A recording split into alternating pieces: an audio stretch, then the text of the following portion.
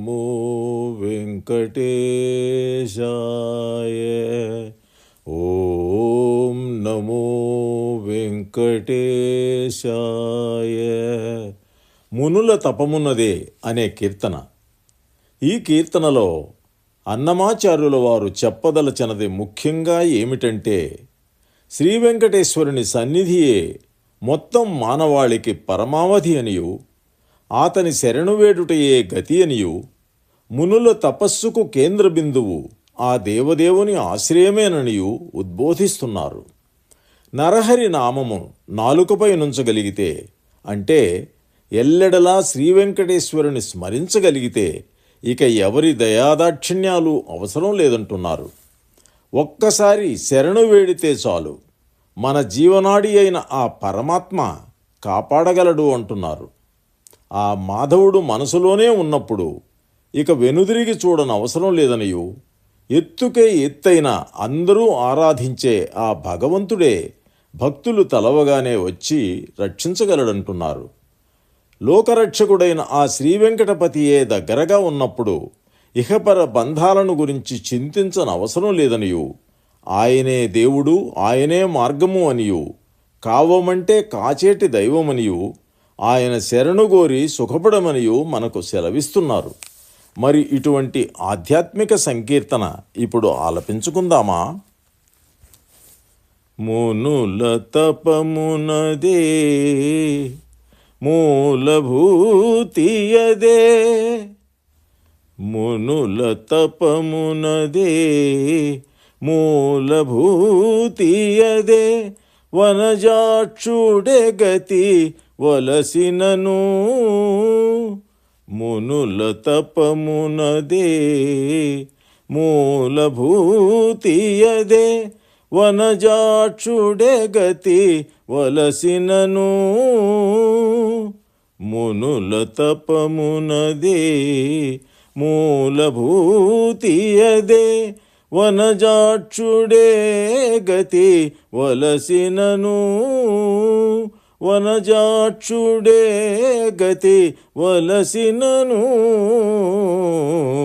మునుల తపమునదే మూలభూతియదే.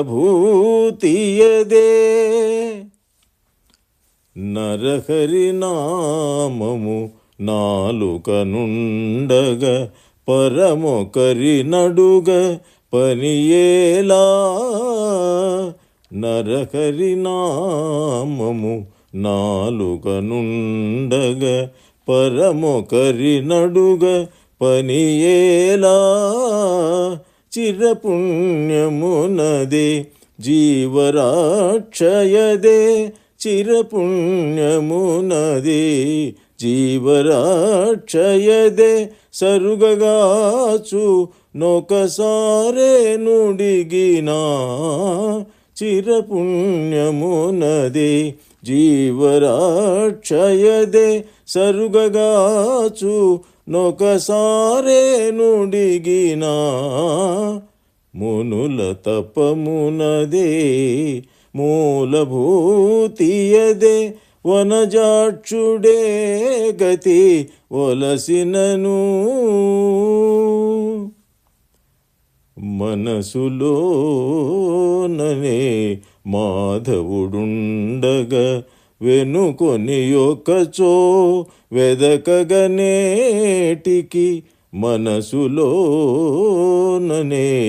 మాధవుడుండగ, వెనుకొని ఒకచో వెదకగనేటికి.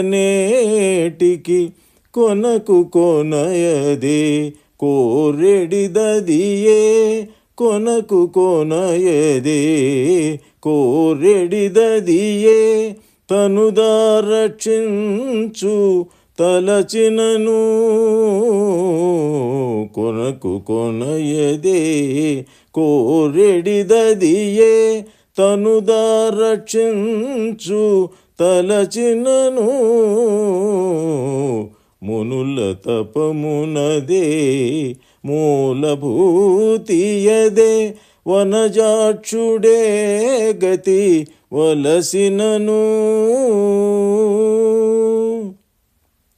శ్రీ వెంకటపతి చేరువనుండగ భావకర్మముల భ్రమయగనేటికి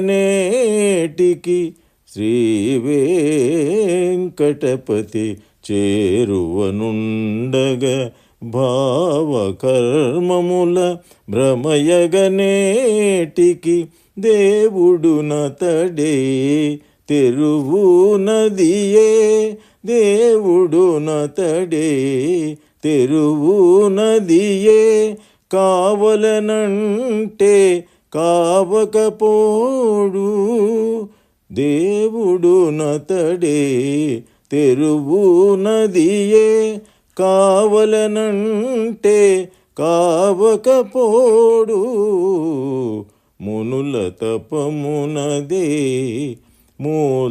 మూలభూతియదే వనజాక్షుడే గతి ఒలసినను మునుల తపమునదే మూలభూతియదే వనజాక్షుడే గతి వలసినను మునుల తపమునదే మూలభూతియదే వనజాక్షుడే గతి వలసినను మునుల తపమునదే మూలభూతియదే.